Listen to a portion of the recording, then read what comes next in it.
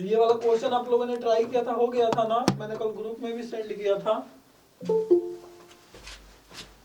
वो क्लिक नहीं कर रहा था, देखिए क्लिक करने के लिए, लेकिन आपका पेन चलते रहना चाहिए, ठीक है ना, आप रास्ता निकाल सकते हो। तो मुझे लग रहा है कि इसमें हो गया था, और वो एक यूनिफॉर्मली वाला बचा है, ठीक है ना। तो उसका मैं रिजल्ट अभी ढूंढने के लिए टाइम नहीं मिला, मैं अभी क्वेश्चंस में ही फंसा हूँ।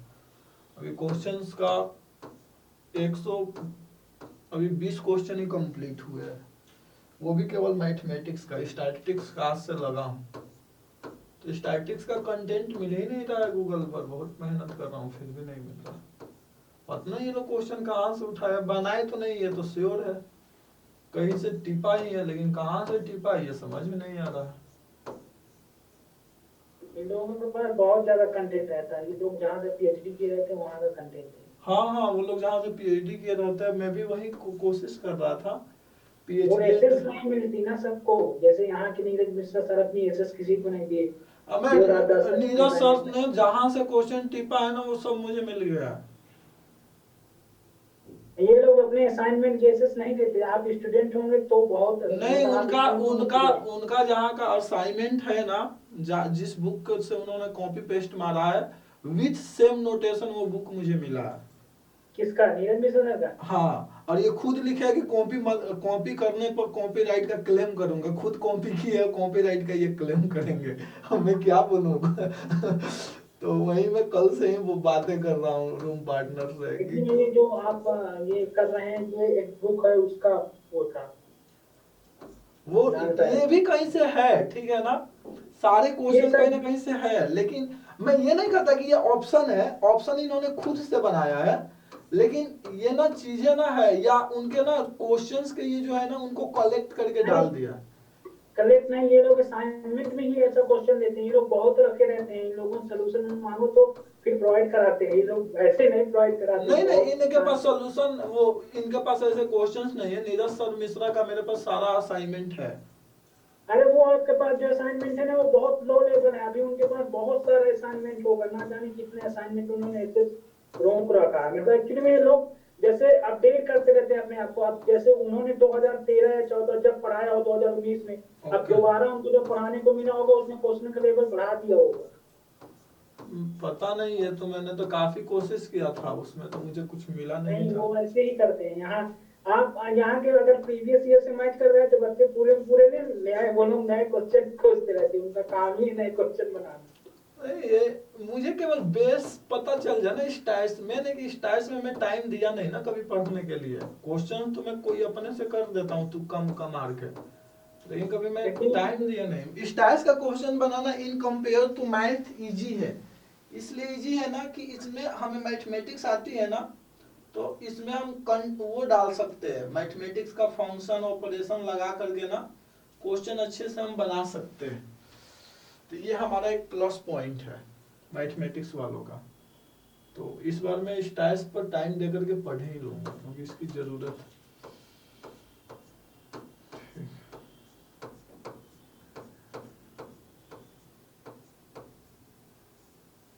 ठीक है, इस क्वेश्चंस को करते हैं।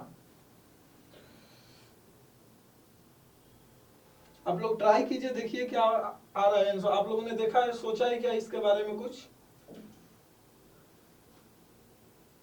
सोचिए, बतलाइए क्या होगा आंसर, ट्राई कीजिए पहले, क्योंकि जब तक आप ट्राई नहीं कीजिएगा ना, तब तक इमेज नहीं बनेगा और उसका कोई फायदा भी नहीं होगा।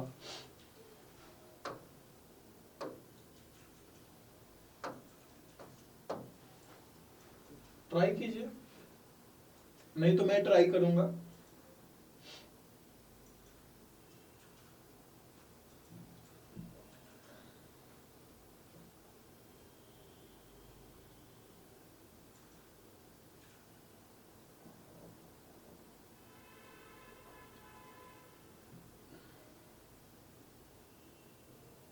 मैथमेटिक्स के लिए कोई इंटरनेशनल एग्जाम वगैरह है ही नहीं, स्टैटिस्टिक्स के लिए है, मैथमेटिक्स के लिए नहीं मिलता है।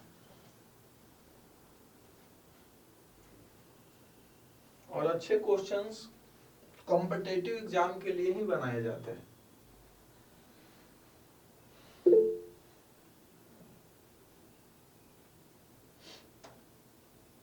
क्या किसी ने, किससे हुआ क्या? क्या होगा आंसर?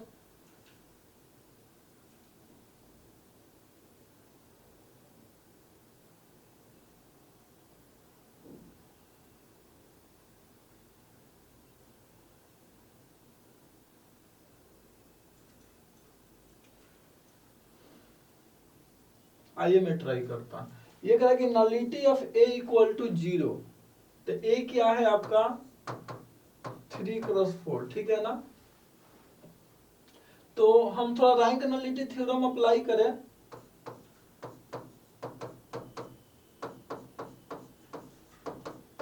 कितना होगा बतलाइए?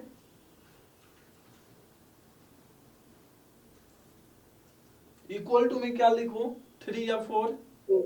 4। इसका मैक्सिमम रैंक कितना हो सकता है? 3। तो नलिटी 1 आ गया ना, यानी नलिटी 1 मिलेगा ही मिलेगा, इसकी गारंटी है। यानी नलिटी ग्रेटर देन 1 होगा, यानी 0 कभी नहीं होगा, यानी nullity of A strictly greater than equal to 1। तो ऑप्शन ए फॉल्स हो गया ना। देख रहे हो ना कितना सिंपल पूछा है। तो ऑप्शन एलिमिनेट हो गया, ये एलिमिनेट हो गया, ये एलिमिनेट हो गया, बच गया सी और डी। तो सी और डी के लिए हमें क्यू स्टेटमेंट को चेक करना होगा। तो ये भी सिंपल है ना। देखिए तो ए इंटू बी कितने क्रॉस कितने का मैट्रिक्स होगा? ये नॉन सिंगुलर है। और बी इंटू ए कितने क्रॉस कितने का मैट्रिक्स होगा? 4x4 का। तो यह कभी नॉन सिंगुलर बन सकता है क्या किसी भी केस में?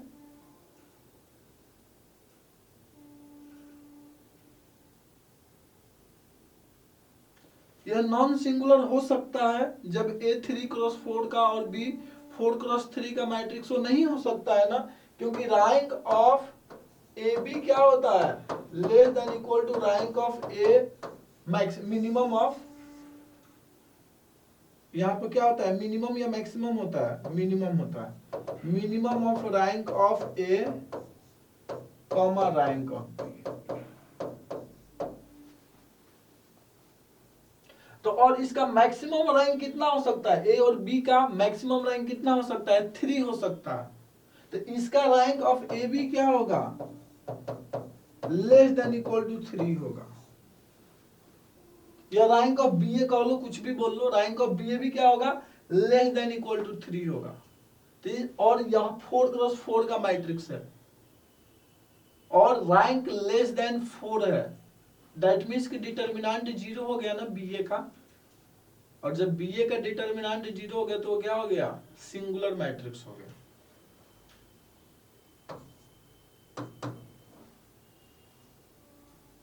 समझ में आया मैंने कैसे क्या किया?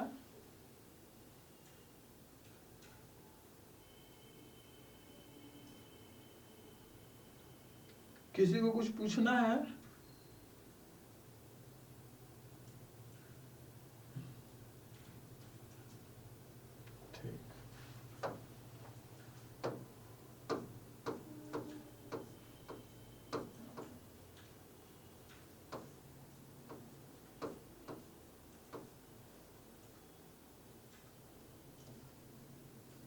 क्वेश्चन नंबर 4 ट्राई कीजिए।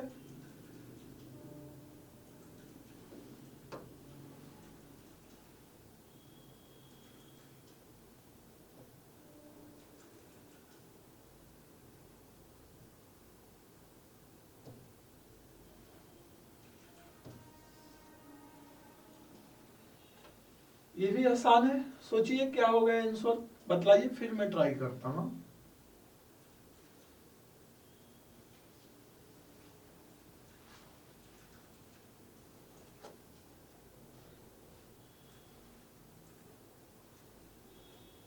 क्यू तो फॉल्स होगा। क्यू फॉल्स होगा, क्या बोल रहा है? आर कोई row, okay, R row reduce echelon form 4x4 real matrix of A. Third column of R B इतना, ठीक है, आर का थर्ड कॉलम ये है, थर्ड कॉलम, ठीक। Consider the following statement, alpha beta gamma is a solution of, if alpha beta gamma और zero is a solution of x equal to zero, then gamma equal to zero. कैसे होगा false? Check करता हूँ, मुझे भी नहीं पता है। मैं बोल रहा था rank of A augment B और rank of row reduce A augment B, ये दोनों तो सेम नहीं भी हो सकता है फॉर अ सर्टेन एग्जांपल। तो क्यू नहीं नहीं, ये तो बोल रहा है ना कि ये सॉल्यूशन है, ये बोल रहा है कि सॉल्यूशन है, उसके बाद का केस बतलाना है। यानी ये पहले से मान चुके हैं कि सॉल्यूशन है। अब क्लियर है स्टेटमेंट? हाँ, तो पहले रो इक्विवेलेंट फॉर्म लिखिए।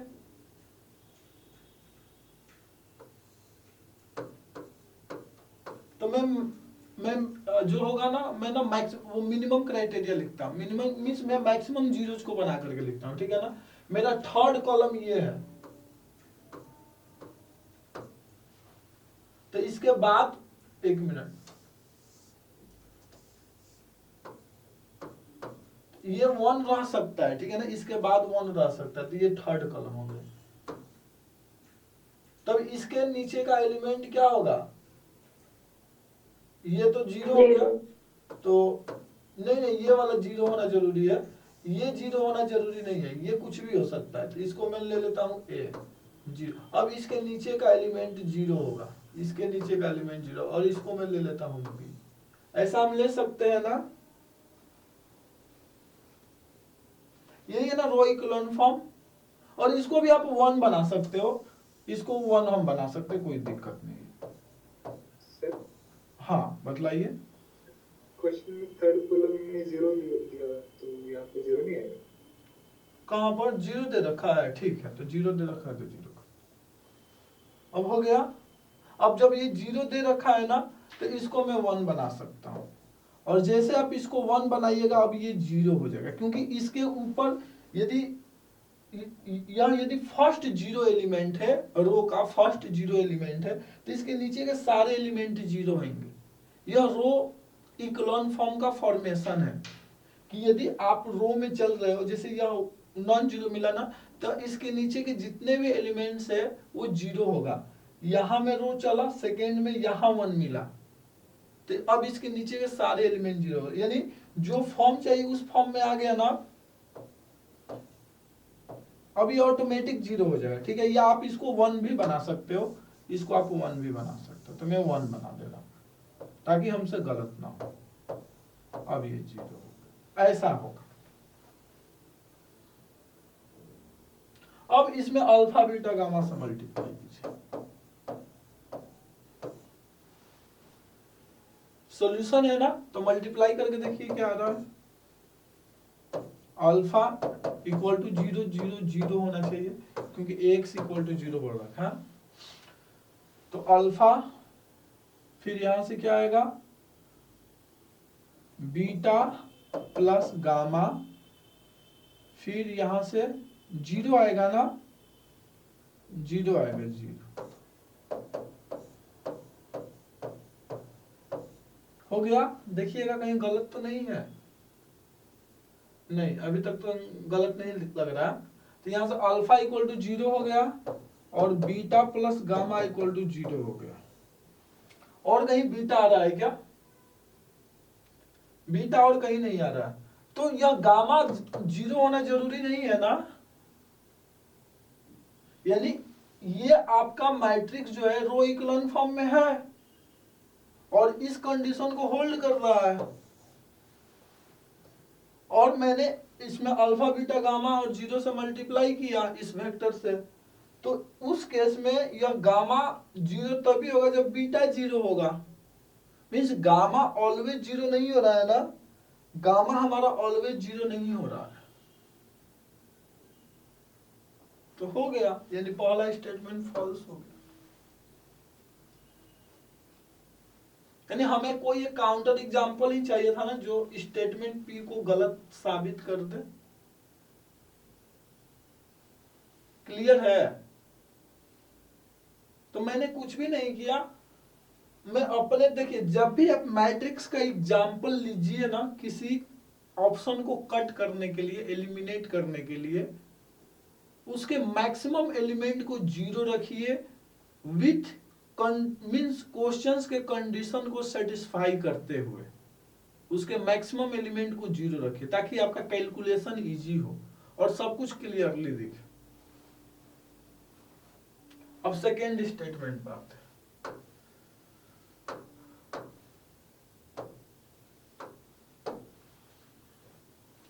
ये कह रहा है कि rank of A B equal to rank of R B, ये भी गलत कह रहा है ना। जैसे जैसे देखिए, अब इस पर यदि आप रैंक रो ऑपरेशन अप्लाई कीजिएगा, रो ऑपरेशन अप्लाई कीजिएगा, जैसे जैसे सपोज दैट कि कोई मैट्रिक्स है,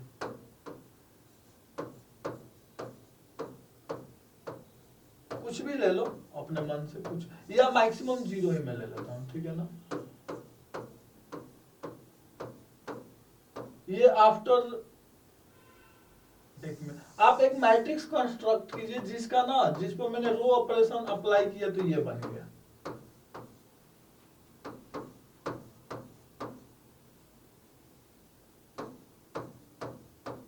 आप एक ऐसा मैट्रिक्स कंस्ट्रक्ट कीजिए जिस पर आपने रो ऑपरेशन अप्लाई किया तो ये बन गया, ठीक है। और आप ए और बी पर एक साथ जब रो ऑपरेशन अप्लाई कीजिएगा तो ये कैसा बन जाएगा, 1 0 0 0 0 0 1 0 0 0 0 0, ये बन गया,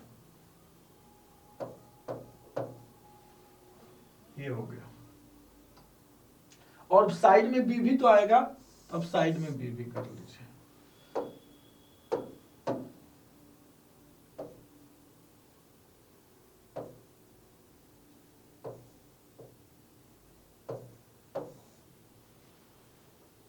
अब इस यह बी पर भी रो ऑपरेशन लगा होगा ना, जब इस पर मैं पूरे रैंक के लिए, इस पर जब इसका जब रैंक निकालने के लिए रो ऑपरेशन अप्लाई करूंगा तो बी पर भी अप्लाई होगा। लेकिन यहाँ पर बी को फिक्स रखा है, ठीक है ना, यहाँ पर बी को फिक्स रखा है। तो कुछ मैट्रिक्स ले लीजिए जिस पर रो ऑपरेशन अप्लाई करने पे ये आ जाए, और बी को यहाँ पर फिक्स कर लीजिए, बी को 1 1 1 1। तो क्या इसका रैंक और इसका रैंक आपस में इक्वल है? नहीं ना, मैंने बी पर यहां छेड़छाड़ नहीं हो रहा, जो बी है वहां, यानी अपने रो इक्वलन अप्लाई किया तो कुछ ऐसा बना, तो बी पर भी अप्लाई हुआ यहां पर। लेकिन यहां पर बी पर रो ऑपरेशन अप्लाई नहीं हो रहा है, इसका जो रो इक्वलन फॉर्म अप्लाई करने से जो मैट्रिक्स आया ना आर, इसको ला करके यहां पुट कर दे रहा है बी के साथ। तो जरूरी नहीं है ना कि अब यह इसका रैंक दोनों का आपस में इक्वल होगा, ऐसा कोई जरूरी नहीं है। क्लियर है ये?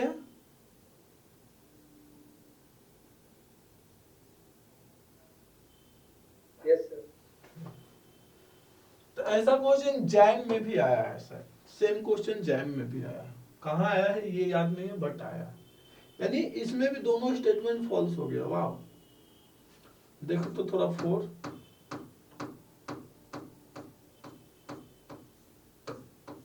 ओ एमटीए में दो एमटीए है, 2 मार्क्स का।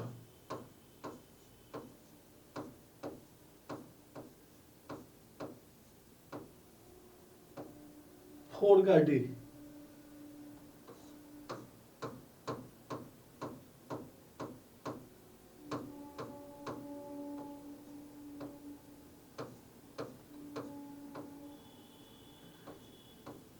आपका तो ये सिलेबस में है नहीं।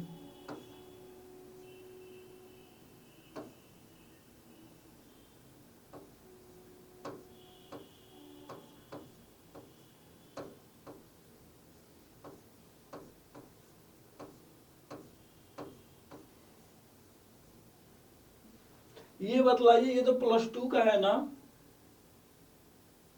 बतलाइए क्या आंसर होगा।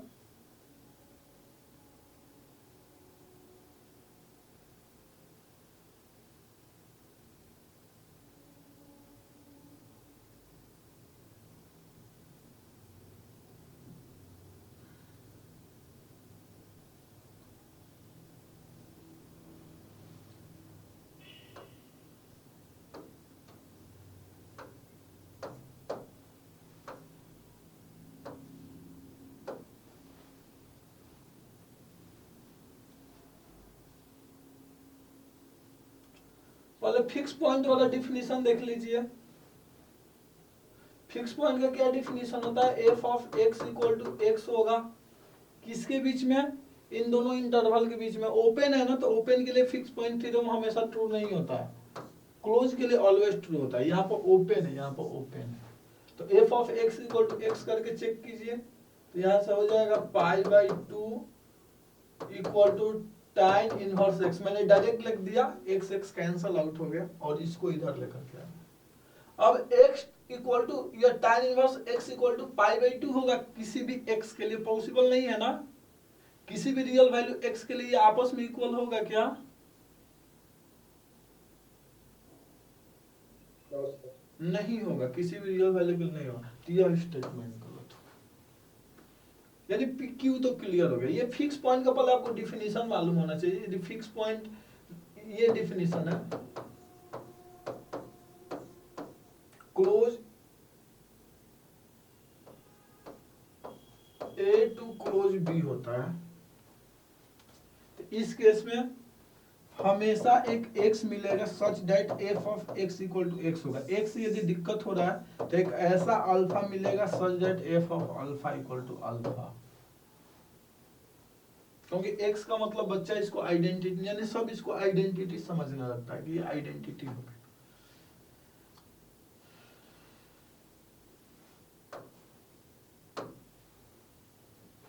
इस पर सर, हाँ बोलिए। सर एक बार ये दोबारा से बता दीजिए, f as a fixed point. इस क्वेश्चन को बतला दूं कि कंसेप्ट को आप बोल रहे हैं? क्वेश्चन से ही बता दो सर, पता चल जाएगा। जैसे पाई बाई 2, देखिए यदि यहाँ पर क्लोज होता ना तो हमेशा ट्रू होता है। क्लोज से ये दोनों सेम होता, कोड डोमेन और डोमेन दोनों सेम होता, और साथ में यहाँ पर क्लोज इंटरवल होता, तो हमेशा एक एक्स मिलता। लेकिन यदि क्लोज नहीं होता है और यह सेम चीज यहाँ पर नहीं होता है, डोमेन और कोडोमेन आपस में सेम नहीं होता है क्लोज इंटरवल के साथ, तब हमेशा ट्रू नहीं होता। हो भी सकता है, नहीं भी हो सकता। तो फिक्स पॉइंट के डिफिनीशन के according f of x equal to x होना चाहिए फॉर सम एक्स के लिए। तो अब चेक कीजिए,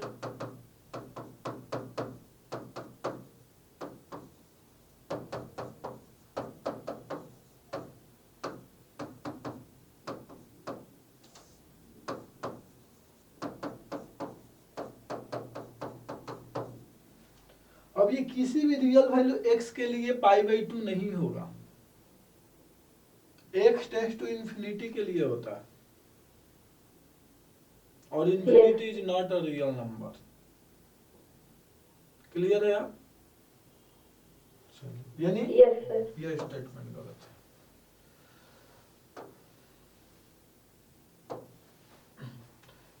इसको चेक करें।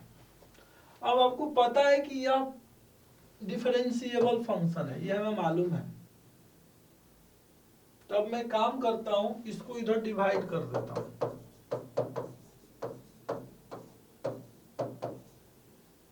वैसे x इक्वल टू वाई के लिए क्या हो रहा है? x इक्वल टू वाई के लिए फॉल्स हो रहा है ना, चेक कीजिए तो।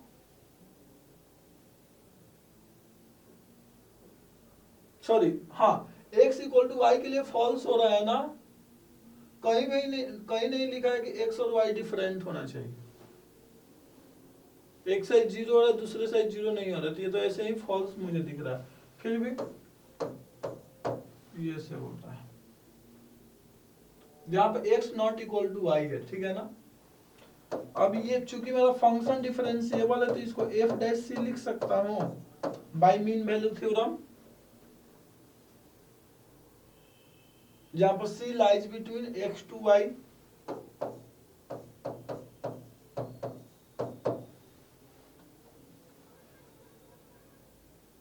अब इसका डेरिवेटिव कीजिए आप।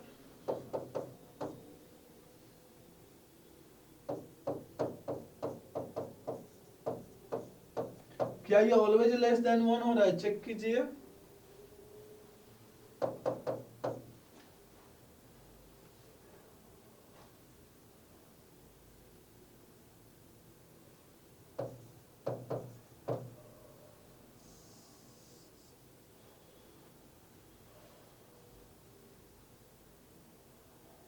ट्रू हो जा रहा है नहीं, लेस देन तो हो रहा है।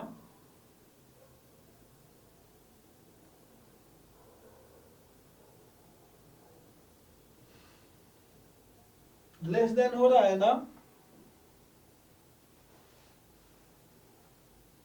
इसमें कुछ पॉजिटिव नंबर को माइनस करेंगे तो हमेशा इससे क्या होगा, लेस होगा, क्योंकि ये पॉजिटिव है, 1 + 1 + x² ये क्या है, पॉजिटिव है, तो इसे ऑलवेज ही लेस होगा, क्योंकि ये निगेटिव की तरफ नहीं जाएगा, पॉजिटिव है, तो 0 to 1 के बीच में होगा, ज्यादा दूर भी नहीं जाएगा, ये हमेशा 0 to 1 के बीच में होगा।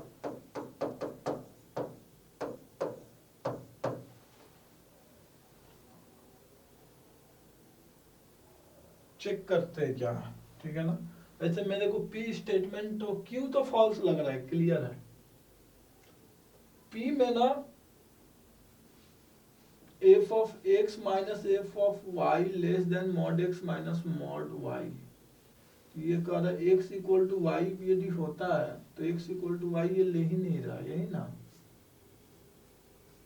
For all x, y। Check करते हैं, बड़ी क्रिटिकल कंडीशन आ गया। ऐसे तो ट्रू आ रहा है, लेकिन x इक्वल टू y के लिए ये फॉल्स हो रहा है ना, क्योंकि 0 लेस देन 0 थोड़े होता है। ये तो समझ में आ रहा है ना, x इक्वल टू y पे ये भी 0 होगा, ये भी 0 होगा, और कहीं नहीं बोला है कि x not equal to y होगा, कहीं बोल रखा है, कहीं नहीं बोल रखा है। तो मेरे अकॉर्डिंग p और q दोनों ही फॉल्स है।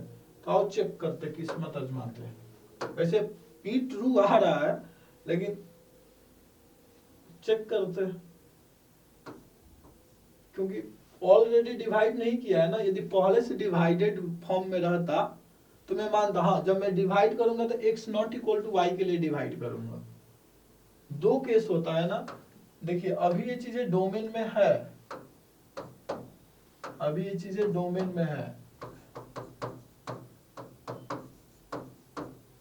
अभी ये डोमेन में है, हम डोमेन में लिख सकते हैं, लेकिन जैसे इसको मैं डिवाइड करूंगा तो मैं ये मान करके डिवाइड कर रहा हूं कि x not equal to y है, x not equal to y के लिए डिवाइड कर, लेकिन यहां तो x इक्वल टू y हो रहा है ना। तो आओ आंसर चेक करते हैं। क्वेश्चन नंबर 10,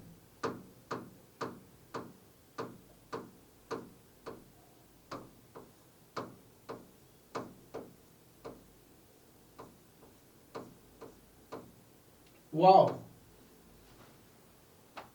देख रहे हो ना, इतना माइनर मिस्टेक कौन पकड़ेगा। कॉन्फिडेंस की बात आ जाती है ना, क्या किया जाए, वहां पर कॉन्फिडेंस डगमगाने लगता है ऐसे सिचुएशन पर कि हम क्या करें क्या करें। यानी क्वेश्चंस बन गया है, बस थोड़ा सा के लिए कॉन्फिडेंस डगमगा रहा है, यानी एक पॉइंट के लिए, केवल एक पॉइंट के लिए कॉन्फिडेंस डगमगा रहा है। यहाँ पर x not equal to y लिख देता तो ये स्टेटमेंट p ट्रू हो जाता। क्लियर है।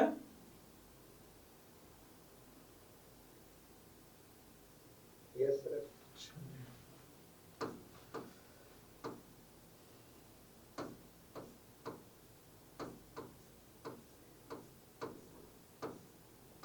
डायरेक्शनल डेरिवेटिव नहीं है ना सिलेबस में, आया था नहीं एक क्वेश्चन डायरेक्शनल डेरिवेटिव का हमने कराया था ना। हाँ ठीक है। तो ये भी इजी है। क्वेश्चन नंबर 15 ट्राई कीजिए आप, पहले कुछ तो हो, क्योंकि एमए का आप लोगों ने ट्राई नहीं किया होगा, जहां तक मुझे पता है आप लोगों ने ट्राई नहीं किया होगा ना। मैथ से भागते हो, कोई बात नहीं, अब ट्राई कीजिए, ट्राई कीजिए, इजी क्वेश्चन है, आप इसको कर लोगे।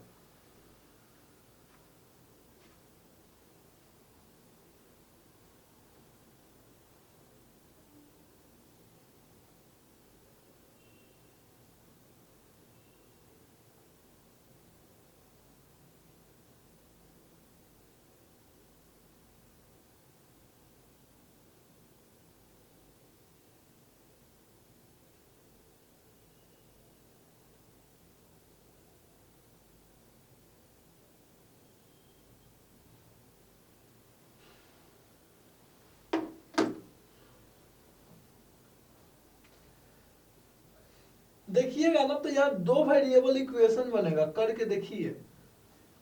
2 वेरिएबल इक्वेशन बनेगा, जैसे यानी जो आप 10th क्लास में सॉल्व किया ना 2 वेरिएबल इक्वेशन, वो भी यहाँ पे यही बनेगा।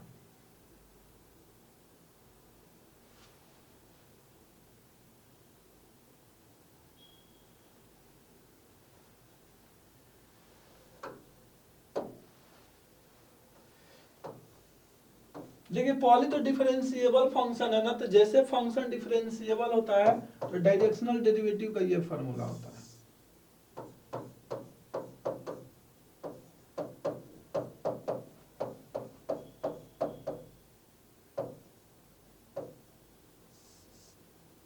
वेक्टर के फॉर्म में लिख लो।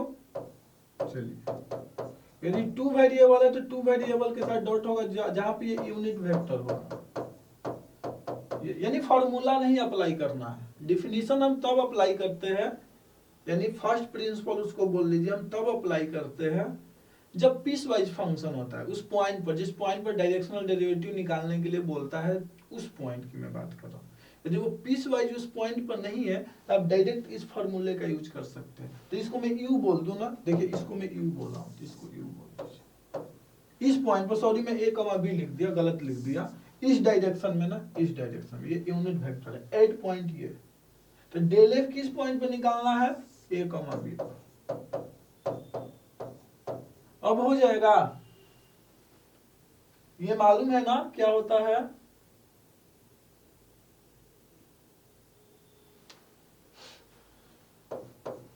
यदि टू वेरिएबल है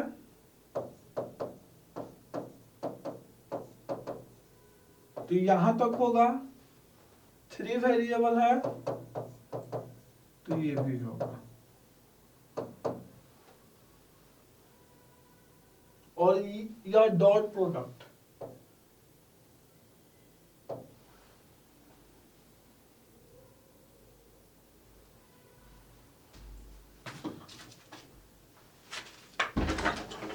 वो टाइप हो गया पूरा।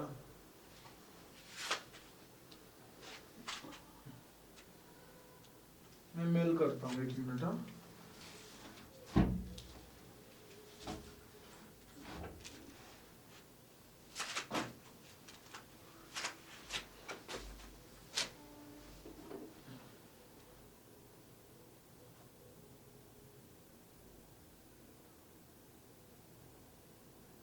अब ट्राई कीजिए, आप लोगों से हो जाएगा। 7, 8, 9।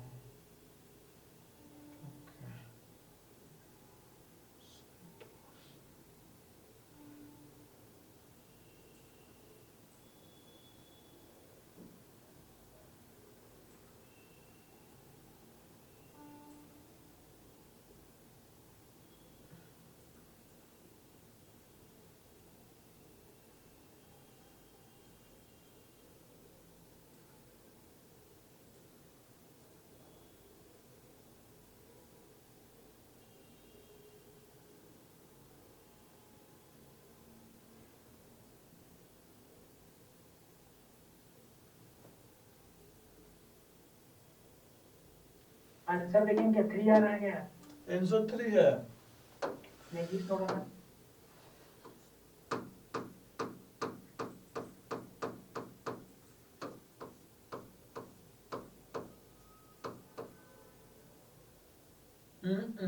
आपने कहीं गलत कर दिया।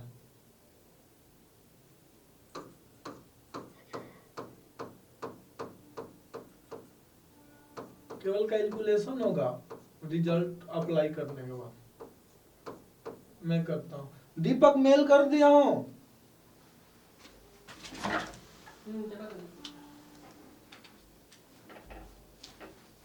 फोर आएगा, फोर फोर फोर हो गया ना, तो थोड़ा कैलकुलेशन आराम से कीजिए, तो सब मेहनत, एक तो एक नंबर हो रहा है, ऊपर से कैलकुलेशन में गलत हो जाएगा तो फिर दिक्कत है। एफएक्स की जगह एफवाई की मैंने रख दिया था, गलत हो गया। गेट का एग्जाम हर कोई निकाल सकता है यदि आपकी एक्यूरेसी 100% हो गई तो।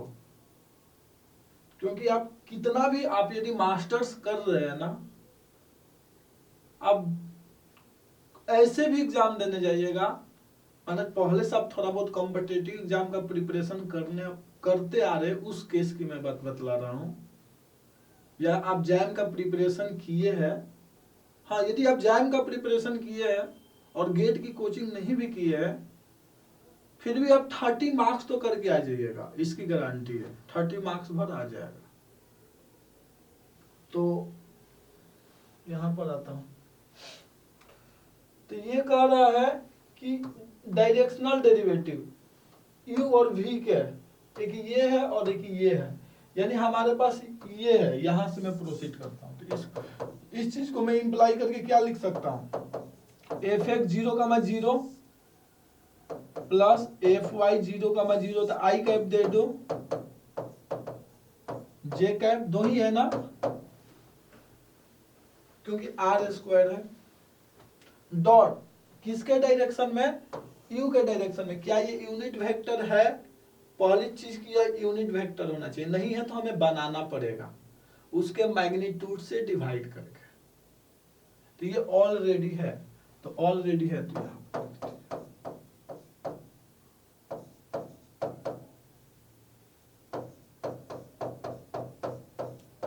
दिल्ली में ठंड काफी कम हो गई है, और ये किसके इक्वल है, √5।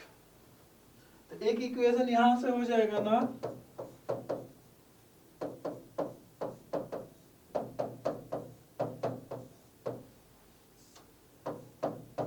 समझ में आया। सिमिलरली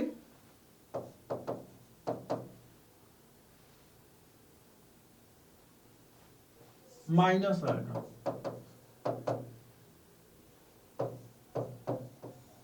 इस दो इक्वेशन को सॉल्व करना है, यह इसके लिए है।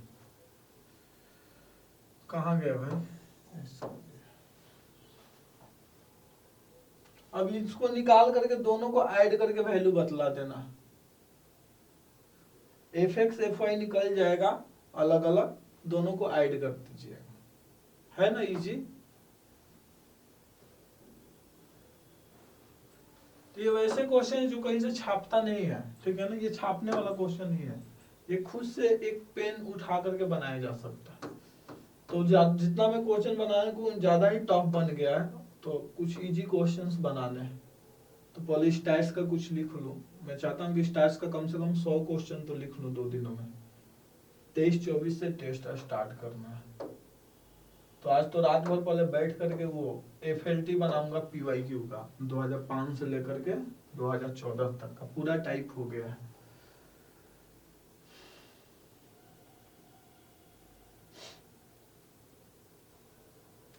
ये हो जाएगा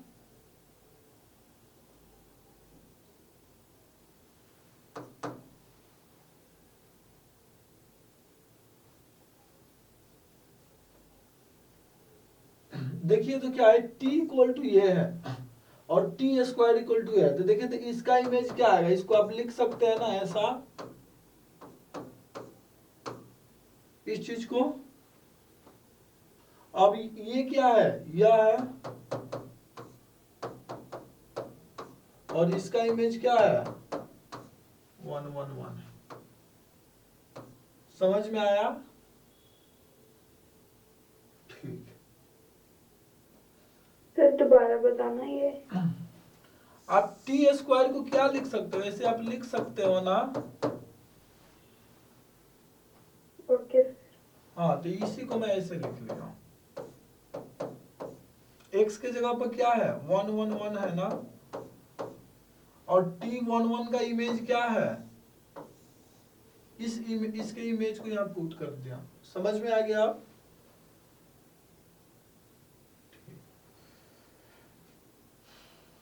इसके बाद सेम इसके लिए क्या करेंगे, ये तो दोनों से अलग है ना,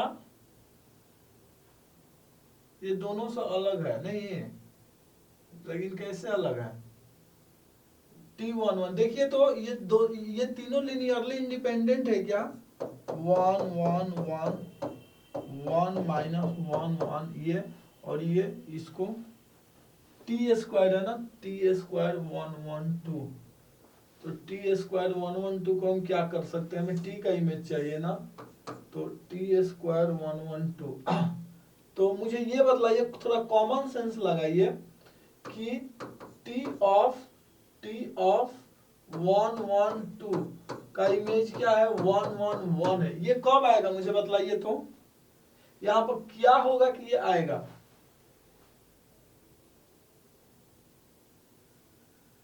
सोचिए। -1 हाँ देखिए, इसका इमेज ये है ना, इसका इमेज ये है, ठीक है ना, यानी यानी कहने का मतलब कि यहाँ पर अब क्या रखिएगा कि इसका इमेज ये आएगा, तो किसका इमेज ये आ रहा है, देखिए तो इस वेक्टर का इमेज ये आ रहा है ना, यानी T1 1 2 के जगह पर ये होना चाहिए ना, यानी इसके जगह पे यदि ये होता 1 - 1 1, तो ये किसके इक्वल होता 1 1 1, यानी इसका इमेज क्या हो गया, इसका इमेज क्या हो गया, ये हो गया, यानी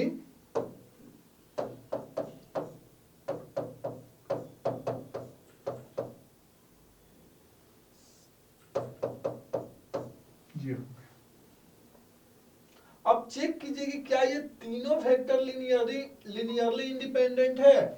इसका नाम वेक्टर v1 दे दीजिए, इसको v2 नाम दे दीजिए और इसको v3 दे दीजिए। क्या ये तीनों लिनियरली इंडिपेंडेंट है ना? चेक कीजिएगा, ये तीनों लिनियरली इंडिपेंडेंट। डिटर्मिनेंट निकाल लीजिएगा, नॉन जीरो आएगा, ठीक है ना? सबसे इजी है, डिटर्मिनेंट निकाल के चेक कर लीजिएगा। तो जीरो बनाना इजी है ना, तो 2 को जीरो बना लीजिए।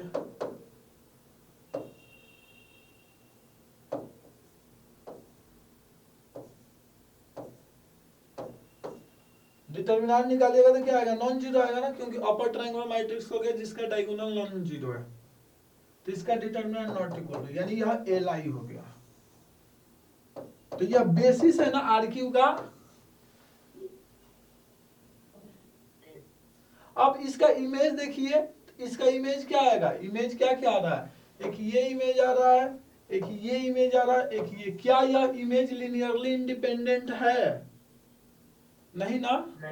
तो रेंज स्पेस का डायमेंशन कितना आ रहा है, 2 आ रहा है। तो नलिटी का डायमेंशन कितना हो जाएगा, रैंक प्लस नलिटी थ्योरम से, रैंक नलिटी थ्योरम से 1 हो जाएगा। तो हो गया, यानी रेंज का डायमेंशन प्लस नल स्पेस का dimension equal to number of variable या नंबर ऑफ, यानी डायमेंशन ऑफ डोमेन भी हम बोल सकते हैं 3।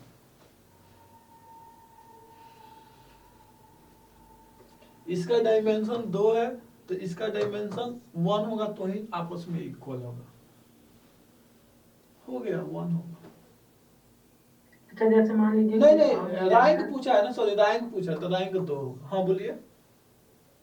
जैसे कि स्टैंडर्ड बेसिस नहीं है।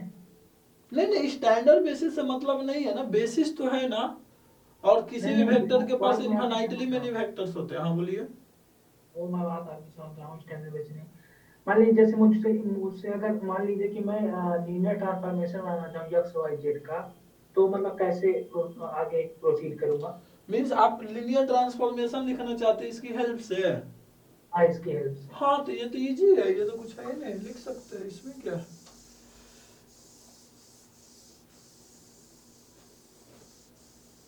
आपको पहले 1 0 0 0 का इमेज चाहिए, ठीक है ना? अच्छा मतलब वो इन द सेंस वो स्टैंडर्ड बेसिस से ही हम लिख सकते हैं? हाँ स्टैंडर्ड बेसिस से ही लिख सकते हैं। अगर बेसिस दूसरी दी है तो हम उससे नहीं बना सकते? नहीं, उससे लिनियर ट्रांसफॉर्मेशन हम डायरेक्ट नहीं बना सकते, वो ट्रांसफॉर्मेशन ही अप्लाई करना होगा। मैट्रिक्स ट्रांसफॉर्मेशन के नाम से आता है, या मैट्रिक्स अच्छा, अब 1 1 0 0 को मैं with the help of in 3 vectors में लिखूं, फिर 1 0 हाँ, फिर अब इसको ना, इस वेक्टर को इसके लिनियर कॉम्बिनेशन में लिखना होगा, क्योंकि हमें इसका इमेज मालूम है।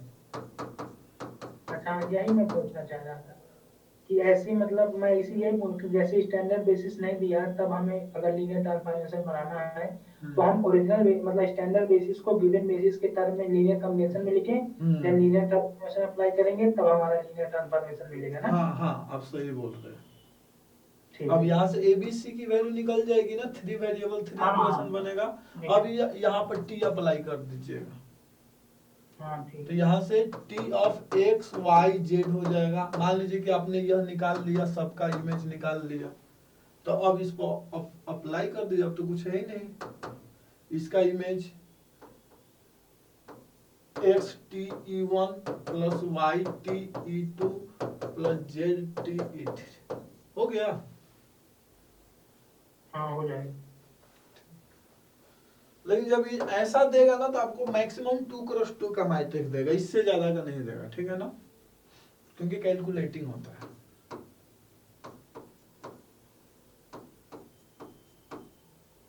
जब मैं एग्जाम दिया था ना तो इस क्वेश्चन को गलत किया था,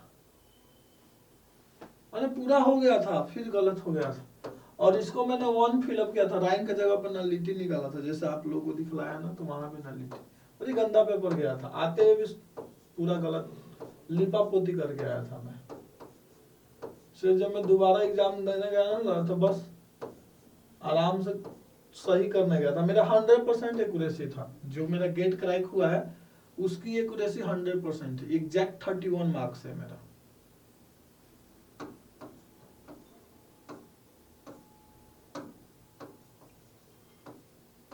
तो मेन चीज एक्यूरेसी है, यदि आप एक्यूरेसी मेंटेन कर लेंगे तो एग्जाम निकल जाएगा। ओडी के खूब क्वेश्चन पूछता है मैथ में, लग रहा है क्या? ओडी के बहुत क्वेश्चन देखता मैंने अभी देखा। हाँ, इसमें तो इसका बहुत अपने लोग ना आईआईटी में जितने प्रोफेसर है ना, बस उनको ओडी पूछने का ना पीडी पूछने का मौका मिलना चाहिए। सारे के सारे प्रोफेसर वहीं खड़े रहते हैं। बहुत रिसर्च किया है ओडी पीडी में। अरे उसका पीएचडी इजीली मिल जाता है तो कर रखे, बिना काम का कर रखे, आ करके जॉब लेकर के बैठे आईआईटी में। इसलिए तो उनको कोई पूछता नहीं है, ठीक है ना, उनको कोई प्रोजेक्ट वगैरह नहीं मिलता है। मीन्स आईआईटी में भी प्रोफेसर हो जाना मीन्स हर चीज का ना एक जगह होती है, ठीक है ना। जैसे आप जॉब करने, जैसे मैंने जॉब किया है तो वहाँ अब अलग तरह का कंपटीशन होता है। जॉब से तो सैलरी सबको बराबर मिल रही है ना, अब उसके अलावा कौन एक्स्ट्रा कमा रहा है या उससे ज्यादा पैसा किसके पास है, अब वहां पर वो कंपटीशन आ जाता है। जैसे एक मेरे प्रोजेक्ट जैसे अभी हमारे एक सर आए हैं नए, वो 19 लाख का उनको एक प्रोजेक्ट मिला, बता रहे थे बात में। हम मिलता है, एक मैम है नीला मैम करके आईआईटी बॉम्बे में, उनको बहुत महंगा प्रोजेक्ट मिलता है, ऑप्टिमाइजेशन की प्रोफेसर है वो। मतलब प्रोजेक्ट उन लोगों को मिलता है जो लोग मतलब थोड़ा अप्लाइड फील्ड में। हाँ, वो उन्हीं को मिलता है ना, प्योर वाले को एप्सिलॉन डेल्टा वो नहीं ढूंढवाएंगे ना, साइलेंट डेल्टा अब कुछ नहीं, हाँ उनको कुछ नहीं मिलता है, बस वो उनको ना सैलरी मिल रहा है, बस उसी में वो खुश है। तो वहां भी एक अलग तरह का कंपटीशन है, तो हर जगह कंपटीशन है, ठीक है ना। जैसे मैं जब रेलवे वहां गया था जॉब करने, तो मेरा वहां एक अलग ही इमेज था, समझ रहे ना, कि मैं अलग से एक्स्ट्रा भी पैसा कमा रहा हूँ कोचिंग से, तो वो अलग चीज है। भले पैसा ना बचे वो अलग चीज, उनको क्या पता कि पैसा बच रहा है कि नहीं बच रहा है, वो तो मुझे पता है ना। तो वो है, अभी 2-3 साल तक पैसा नहीं बचेगा क्योंकि इन्वेस्ट हो रही है ना चीजें, जितना भी आ रहा है सब लग जा रहा है। ने बहुत अच्छा इनिशिएटिव किया है। स्टैट्स की coaching in the sense India में इतनी बेहतर नहीं थी, मतलब हाँ, इतना प्रोवाइड नहीं पाती थी। लेकिन दिस हम लोग जब ध्यान दिए थे ना, तो हम कोचिंग नहीं किए थे, डीप्स का टेस्ट सीरीज आता था, वो टेस्ट सीरीज कैसी देते थे, एससी गुप्ता विजय कपूर पूरी छाप दिए थे। अब वो छाप दिए थे तो उसका तो ऑलरेडी है, कहाँ से क्वेश्चन ही लेवल ही नहीं, जब मैं कोई चीजें करता हूँ ना तो बेहतर ही करता हूँ, नहीं तो नहीं ही करता हूँ। मैं इसमें बीच वाली चीजें नहीं छोड़ता हूँ, करूंगा तो बेहतर करूंगा, नहीं तो करूंगा ही नहीं, सिंपल सी बात है। तो मेरे टेस्ट में ना सारे क्वेश्चंस अलग ही मिलेंगे, आप मिलाते रह जाओगे। तो ढूंढने में मेहनत लगता है, इतना आसान नहीं है क्वेश्चन ढूंढना या बनाना। जैसे मैथ का मैं क्वेश्चंस बना देता हूँ इजीली, मैथ के इजीली मैं बना देता हूँ, लगता हूँ 24 घंटे लगूंगा तो 25-30 क्वेश्चन तो लिख डालूंगा आराम से। चलिए इस पर आते हैं, इस बार मैं भी स्टाइल्स पढ़ लूंगा, ठीक है ना। मई तक में स्टाइल मीन्स आता है, ऐसी बात नहीं है, बस केवल प्रैक्टिस नहीं है। आईआईटी दिल्ली में जब मैं जैम 2018 क्रैक किया था ना, तो मेरा स्टैट्स से ही जैम क्रैक हुआ था, क्योंकि ज्यादातर क्वेश्चन स्टैट्स के थे और वो मुझे आ रहा था, और मेरे सबसे ज्यादा मार्क्स इसी में था, और मुझे लग रहा था कि इसमें मैं फेल हो जाऊंगा, क्योंकि मैं +2 में स्टैट्स नहीं पढ़ा था, तो मुझे इस बात का डर था कि मैं टर्मिनेट हो जाऊंगा। तो इसलिए मैं पहली क्लास से मेहनत करना स्टार्ट कर दिया, और मेहनत इतना अच्छा हो गया कि मेरा इसमें 8 ग्रेड मिला है। मीन्स मैंने सेकेंड सेमेस्टर में मेरा परफॉर्मेंस फर्स्ट सेमेस्टर में वीक था, क्योंकि मैं गांव से गया था तो चीज़ों के बारे में आइडिया था नहीं कि चीजें कैसे क्या होती है। चीजों को समझने में 4 महीना निकल गया, 5 मंथ निकल गया, फिर सेकेंड सेमेस्टर आया, तो उसमें चीजें भगाते हैं, सिलेबस इतना फास्ट चलेगा ना कि बहुत समझने में दिक्कत आती है। तो फिर वहां के बाद चीजें बेटर हो गई, तो मेरा सबसे अच्छा मार्क्स इसी में था, स्टैट्स में था। आप स्टार्ट से जान लिए थे क्या? नहीं, मीन्स आईआईटी में मैं पढ़ा था ना, आईआईटी दिल्ली में। हाँ। समझ गया, वो डिपार्टमेंट कोर्स में ना। लेट एफ, ये देखिए यहां से एक क्वेश्चन फिक्स है कि आएगा ही आएगा, एक क्वेश्चन फिक्स है इस टाइप का, ठीक है ना, इस टाइप का कह रहा है कि एफ कंटिन्यूअस एट 0,0, तो ये मुझे बतलाइए यह 0 इंटू बाउंडेड हो रहा है ना, क्योंकि साइन ऑलवेज बाउंडेड होता है, और 0 इंटू बाउंडेड ऑलवेज क्या होता है, 0 होता है by sandwich theorem. 0 into bounded always ही 0 होगा, ऑलवेज ही 0।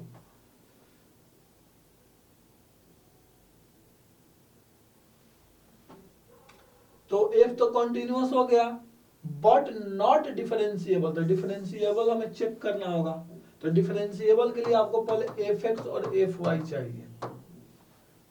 तो एफ एक्स एफ वाई क्या होगा बतलाइए, एट 0,0 पर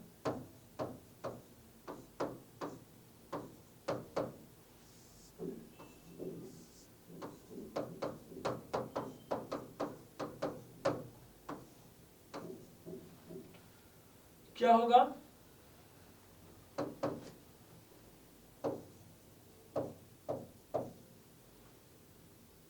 y 0 है ना, तो y 0 के लिए हम यही को पुट करेंगे,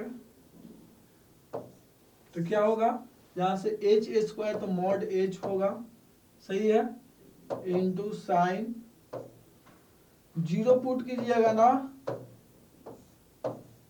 ये तो 0 हो गया ना ऑलरेडी, क्योंकि साइन 0 की y की जगह पर 0 पुट कीजिएगा तो 0 हो जाएगा, तो ये 0 हो गया, एफ वाई निकालिए।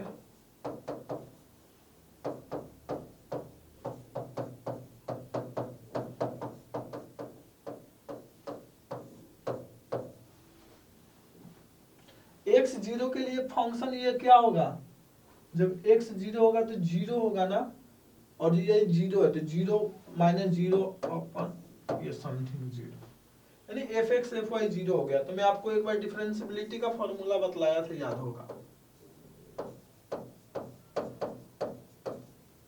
Change in F minus D F, याद है ना,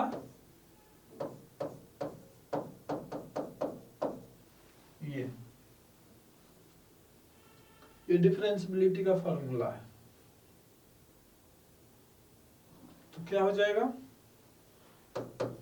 पुट कर लीजिएगा, चेंज इन एफ क्या होगा, फाइनल माइनस इनिशियल, तो इनिशियल तो 0 है, तो फाइनल क्या हो जाएगा, ये नहीं, वहां पर साइन के बाय 0 बनेगा, वो 0 है ना एट लास्ट, यहाँ साइन के बाय 0 बनेगा ना, यहाँ पर हाँ यहाँ पर साइन के बाई के भाई x इक्वल टू 0 के लिए 0 है ना, अच्छा, तो डेल एफ क्या हो जाएगा, change in x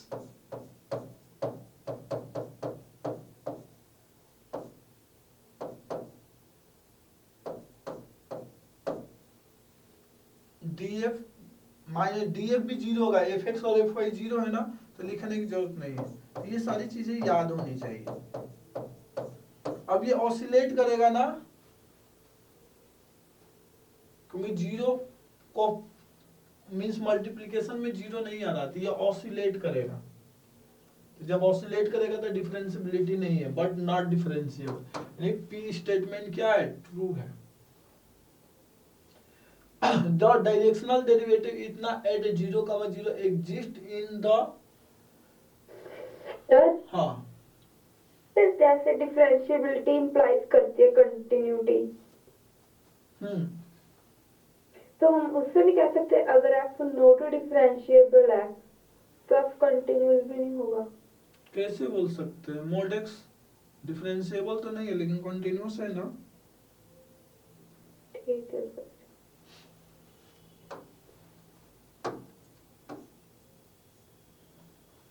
directional derivative निकालना है, ऑल डायरेक्शन में कर रहा है, ऑल डायरेक्शन में 0,0 पर ऑल डायरेक्शन।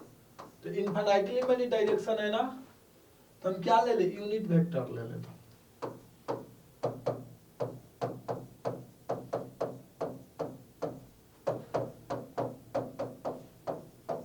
ये ऑल डायरेक्शन में कंसीडर कर लिया क्योंकि U1 और U2 को मैंने फिक्स नहीं रखा है, तो इसका डायरेक्शन चेक कीजिए एग्जिस्ट कर रहा है कि नहीं।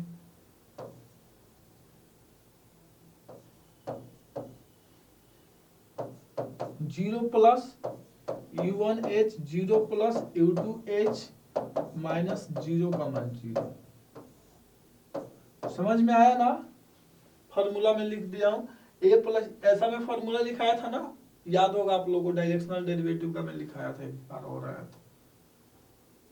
तो देख रहे हो कॉन्सेप्ट रिपीट होने लगा, एक पेपर बीट होकर के सेम कॉन्सेप्ट आ रहा है। पुट कीजिए,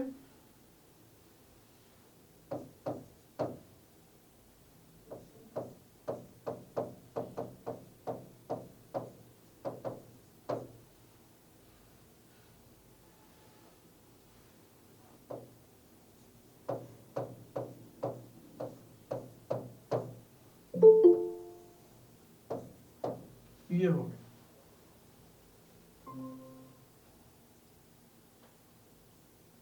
समझ में आया ये,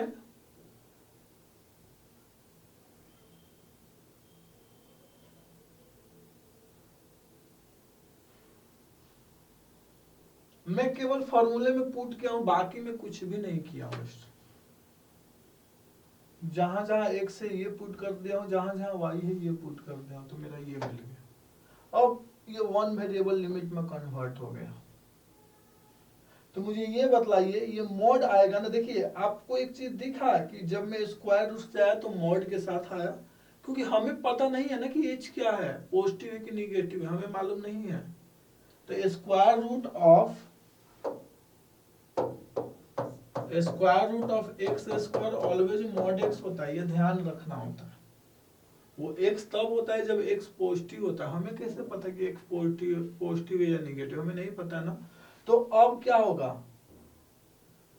अब यदि यहां पर यदि मैं 0 पुट करूं तो पहले तो ये कट रहा है, और यदि मैं यहां पर 0 पुट करूं तो ये टोटल 0 हो रहा है ना, दिख रहा है। यदि E1 और U2 नॉन जीरो है, E1 और U2 दोनों नॉन जीरो है, तो यहाँ H अभी है ना, तो साइन जीरो की वैल्यू 0 और 0 इंटू समथिंग 0, ये भले ऑसिलेट करे कोई मतलब नहीं है, ये 0 हो गया। तो एक चीज मैंने बोला, आपने ध्यान दिया, मैं जब ये 0 लिख रहा था तो एक लाइन बोला कि E1 नॉन जीरो है, E1 नॉन जीरो है, तो E1 नॉन जीरो के लिए मैं निकाला हूं। अभी E1 इक्वल टू 0 के लिए मैं नहीं निकाला हूं, क्योंकि E1 0 हो जाएगा तो अनडिफाइन हो जाएगा ना। तो E1 0 का मतलब क्या है, किसके डायरेक्शन में, आपने U यही माना है ना, ये U, तो U1 को 0 पुट कर दीजिए, U2 J कैप, तो U2 दोनों का स्क्वायर की वैल्यू 1 यानी J कैप, किसके डायरेक्शन में, Y एक्सिस, यानी Y एक्सिस के डायरेक्शन में क्या निकलेगा, Fy, और Fy आपने निकाला था, एग्जिस्ट कर रहा था 0। यानी यदि डिनोमिनेटर में 0 हो रहा है E1 और U2 की जिस वैल्यू के लिए, यानी यदि E1 और U2 के चलते 0 पुट करने से डिनोमिनेटर में 0 हो रहा है, या E1 और U2 की जिस वैल्यू के लिए डिनोमिनेटर में 0 हो रहा है, उस पर हम डायरेक्शनल डेरिवेटिव अलग से निकालते हैं। क्योंकि ये मैं मान के चल रहा हूं ना, इन जनरल ये मैं मान करके चल रहा हूं, यहाँ पे E1 U2 कुछ भी हो सकता है। तो 0 हो गया तो मैं यहाँ पर डिवाइड थोड़े दूंगा यार, 0 से मैं डिवाइड नहीं दूंगा ना, तो हमें केस लेना होगा। तो मैं E1 नॉट इक्वल टू, केवल U2 को 0 रखने की जरूरत नहीं है, क्योंकि U2 से प्रॉब्लम नहीं हो रहा है, प्रॉब्लम E1 से हो रही है। यदि E1 0 हो गया तो तो E1 0 हो गया तो हम यहाँ तक आएंगे ही नहीं, ये पहले ही इसका काम तमाम हो जाएगा। Fy निकाले थे ना, Fy याद है ना यहाँ पर, तो P Q स्टेटमेंट क्या हो गया, ट्रू हो गया, यानी बोथ P और Q क्या है, ट्रू है।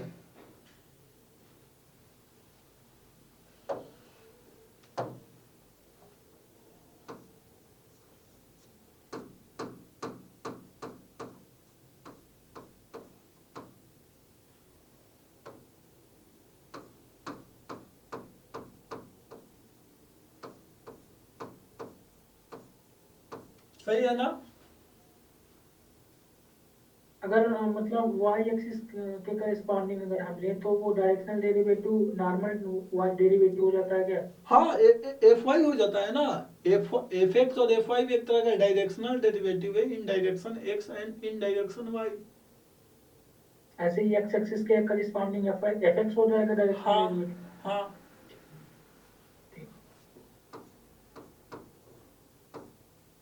अब तो ये कराने की जरूरत नहीं है ना, आप तो कर लोगे ना, ये तो सिंपल है।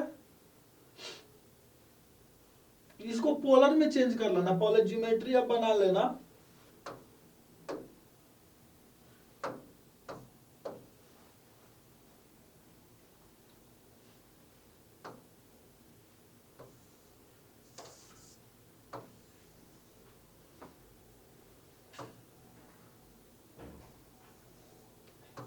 ये y है, ठीक है ना, और y इक्वल टू 4,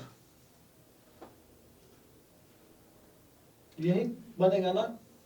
इस रीजन में इसको इंटीग्रेट करना, यानी कुछ ऐसा बनेगा और ऐसा, यानी ढोलक होता है ना, वो गोल वाला ढोलक देखे हो आप लोग, उसको क्या बोलते हैं, उसका कुछ नाम होता है ना। हाँ तबला, हाँ तबला, ये तबला है, समझ लीजिए तबला है। अब इसमें इंटीग्रेट करना, तो लिमिट जेड का, पहले y का लिमिट पुट करना आसान है ना, तो y का लिमिट पुट कर दीजिए।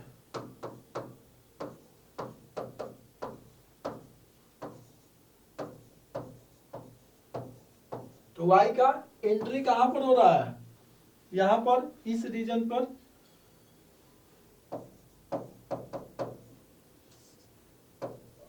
एग्जिट कहां पर हो रहा है, y इक्वल टू 4 पर। इंटीग्रेट कीजिए, इंटीग्रेट कीजिएगा तो ये किस में चेंज हो जाएगा, ये y सिंपली इंटीग्रेट हो जाएगा ना। हाँ, तो ये सिंपली इंटीग्रेट हो जाएगा। इसके बाद अब इस पर टॉर्च मारिए, तो टॉर्च मारिएगा तो सबसे बड़ा सर्कल यही, डिस्क यही दिख रहा है ना, यानी यही इसी बाहर वाले पोर्शन का इमेज बनेगा ना, इस टाइप से इमेज बनेगा। तो ये डिस्क है जिसका रेडियस कितना है, इसका रेडियस कितना है बतलाइए, यहाँ 4 पुट कीजिएगा तो रेडियस कितना आएगा, 2 आएगा ना।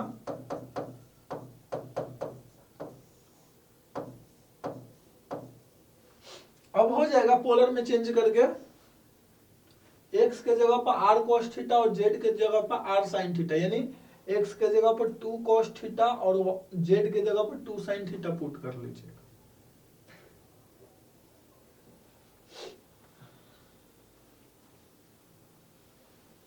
मतलब ये तीन क्वेश्चनों का अप्रोच, लिमिट का अप्रोच कैसे करते हैं, थोड़ा सा वो बता सकते हैं क्या? मतलब कैसे आपने अभी यहाँ पर y की लिमिट कैसे लिख दिया? मैं यहाँ पर देख रहा हूँ ना कि y की लिमिट पुट करना इजी है, जब मैं y एक्सिस के पैरेलल मूव हो रहा हूँ तो एंट्री इस रीजन पर हो रहा है, इस सरफेस पर, और एग्जिट इस प्लेन पर हो रहा है, इस प्लेन पर हो रहा है, और इस प्लेन का इक्वेशन क्या है, y इक्वल टू 4 है, और इस सरफेस का इक्वेशन क्या है, y इक्वल to x square plus z square. अगर ये x square plus z square में इंटीग्रेशन की जगह रूट वाई रख दूं तो प्रॉब्लम कर देगा ये। क्या क्या फिर से बोलिए। जैसे x square plus z square equal to y दिया है, हाँ और इंटीग्रेशन में under root x square plus z square है। हाँ, तब तो इसको इंटीग्रेशन करना टफ हो जाता ना, वो देता ही नहीं। यहाँ वाई कर देते तो अब आपको लिमिट अब पुट करना होता है इसके अकॉर्डिंग। तो यदि आप x एक्सिस के अलोंग लिमिट पुट कीजिएगा तो एक्स एक्सिस के पैरेलल चलना होगा। तो एक्स एक्सिस के पैरेलल चलिए, तो एंट्री यहाँ पर हो रहा है और एग्जिट यहाँ पर हो रहा है, तो निकाल लीजिए।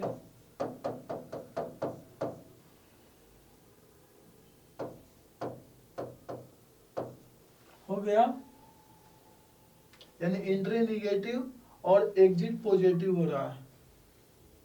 यानी जिसका लिमिट पुट करना है उस एक्सिस के parallel through the region move कीजिए और एंट्री और एग्जिट देखिए, ठीक है।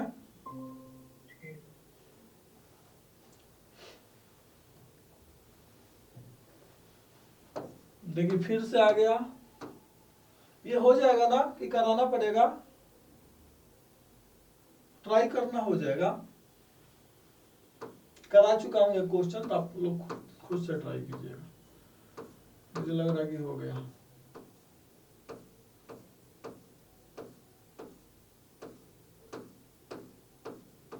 हाँ, ये क्वेश्चन 47 हो जाएगा।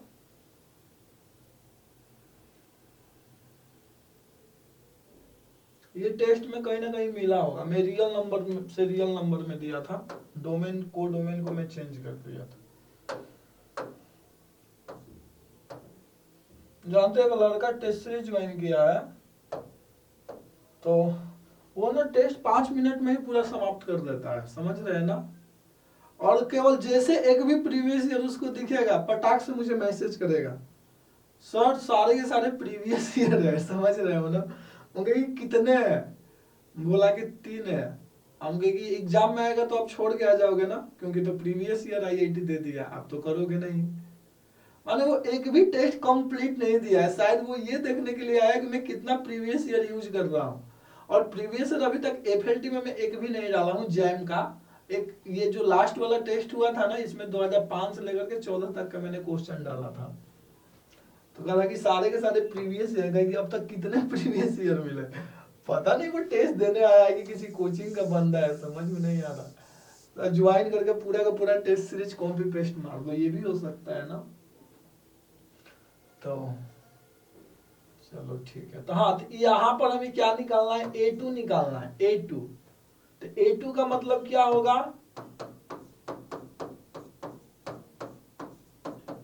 यही होगा ना, टेलर सीरीज एक्सपेंशन से। ये क्लियर है। एन ये होता है 0 के अबाउट, यानी ए के अबाउट कर लीजिए, सिंपल ए के अबाउट ये होता है। तो यहां 0 है ना, z माइनस 0 का पावर n है, तो यहां पर 0 आ जाएगा। तो हमें क्या निकालना है फाइनली, ये निकालना है। अब ये कैसे निकलेगा, स्प्लिट हो रहा है ना 0 पर फंक्शन, तो फर्स्ट प्रिंसिपल से निकलेगा। फर्स्ट प्रिंसिपल अप्लाई कर दीजिएगा, यानी पहले f डैश 0 निकालिएगा,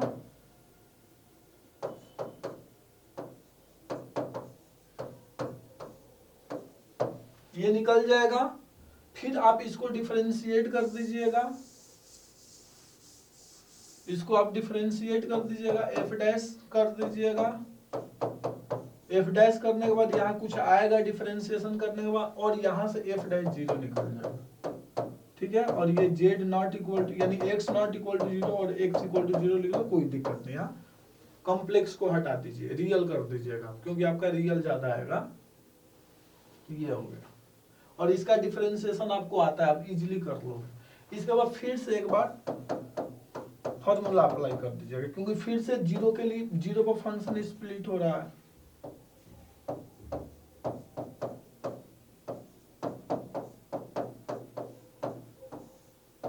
और f डैश 0 यहां से आप निकाल रहे हो जाएगा। यानी ये मेन अप्रोच है, आप ट्राई करना, आपसे हो जाएगा। ये आप टेस्ट देना, इस पर मैं क्वेश्चन सेट किया हूं अलग से। यानी एक चीज आप देख रहे हो, मैथमेटिक्स यदि हमें जैम वाला आ रहा है तो 15 मार्क्स में ना, 15 जो मार्क्स आता है उसमें आपका मिनिमम 12 मार्क्स जरूर आ जाएगा।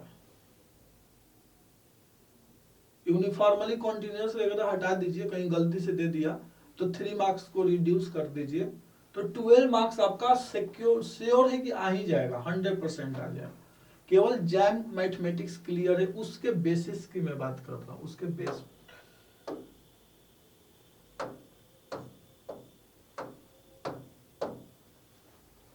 ए क्या है? स्क्वायर मैट्रिक्स है, ठीक है। Where determinant if rank of A less than rank of A square, अच्छा ठीक है, और इन दोनों का रैंक आपस में equal, then the geometric multiplicity of eigen value 0 of A is, बतलाइए जी क्या होगा ज्योमेट्रिक मल्टीप्लिसिटी?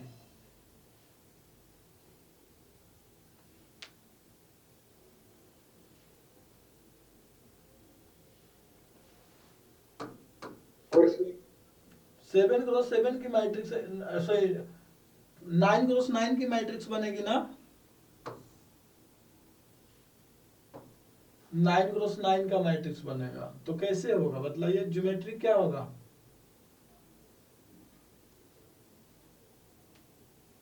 एल्जेब्राइक मल्टीप्लिसिटी नहीं, ज्योमेट्रिक मल्टीप्लिसिटी बतलाना, यानी हमें आइगन वेक्टर चाहिए ना, आइगन वेक्टर चाहिए, तो क्या ये मैट्रिक्स डायगोनलाइजेबल है? नहीं, n माइनस डायमेंशन ऑफ ए निकालने तो निकल सकता है ना। क्या आप बोले, फिर से बोलिए। वो ज्योमेट्रिक मल्टीप्लिसिटी ये भी होता है ना कि मतलब किसी लेमडा के करस्पॉन्डिंग निकालना तो n minus dimension of a minus lambda I. a minus dimension of a minus lambda I, क्या क्या फिर से बोलिए, मैं पहली बार देख रहा हूँ, क्या क्या बोल रहे हैं? a minus lambda I, n minus dimension of a minus lambda I, n minus dimension of a minus lambda I, ठीक है। यही होता है जीएम।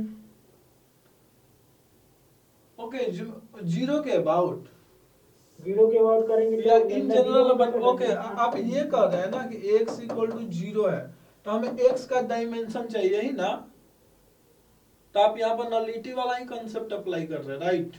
हाँ हाँ वही वही। हाँ ठीक, हाँ तो ठीक है, तो ये नलिटी है, ठीक है ना, एक तरह से ये नलिटी है, हमें x चाहिए ना, हमें x का डायमेंशन चाहिए, इससे जो वेक्टर जनरेट होगा उसका हमें डायमेंशन चाहिए,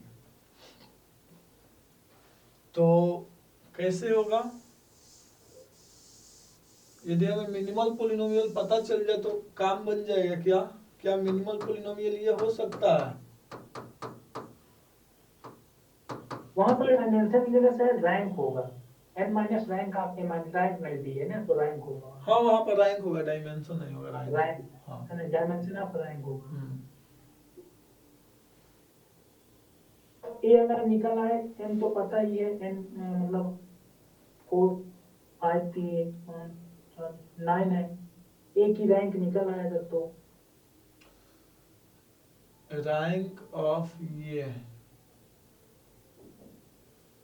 इन दोनों का रैंक आपस में वो है, ए स्ट्रिक्टली की rank maximum number of distinct eigen value 3 ही है नहीं,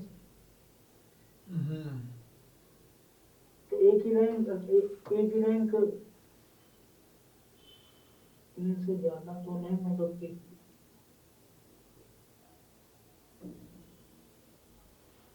यदि हम ऐसे करें इसको 0 0 0 0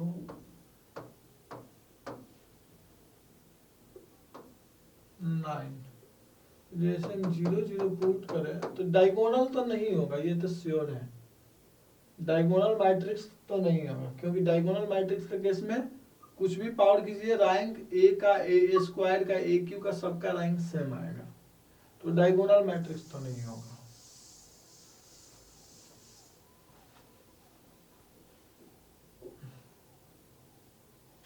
तो एक काम करते हैं ना, इस चीजों से थोड़ा रिलेशन बनाने की कोशिश करते हैं, ठीक है? तो रैंक ऑफ ए स्क्वायर, तो रैंक ऑफ ए स्क्वायर मान लीजिए कि कुछ है तो इसका मतलब क्या है, ए स्क्वायर इंटू एक्स,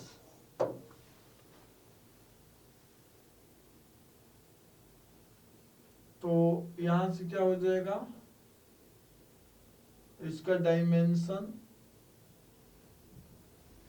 जब हम यहाँ पर ये रिजल्ट अप्लाई करें, rank of A square plus nullity of A square equal to भी n है, rank of A cube plus nullity of A cube भी इक्वल टू n है, और rank of A to the power 4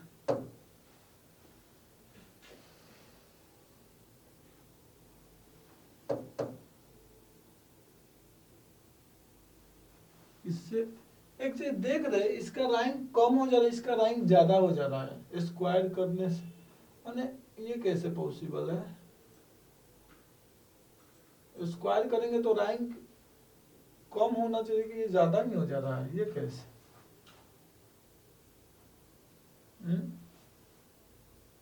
इसको तो लिखने का कोई मतलब है नहीं, दोनों आपस में इक्वल, ये कैसे पॉसिबल है? ये चीज है, हम स्क्वायर करेंगे तो रैंक ज्यादा होगा या कम होगा? नहीं पॉसिबल है ना, अगर हम रैंक ए बी की बात करें तो रैंक ए बी से बड़ा होता है rank A plus rank B. हाँ, तो रैंक ए स्क्वायर यदि हम ए की बात करें तो less than equal to rank minimum of rank of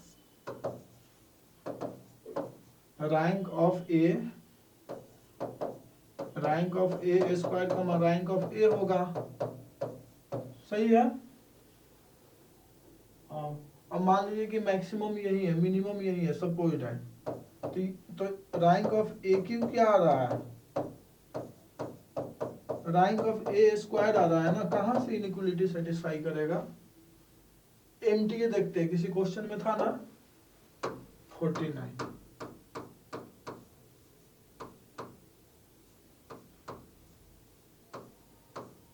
है ना एमटीए?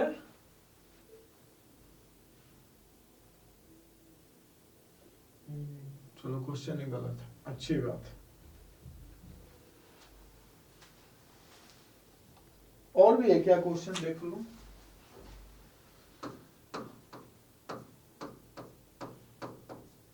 अच्छा लगी, पकड़ में आ गया, नहीं तो हम तो परेशान हो जाते हैं। हाँ, खत्म हो गया।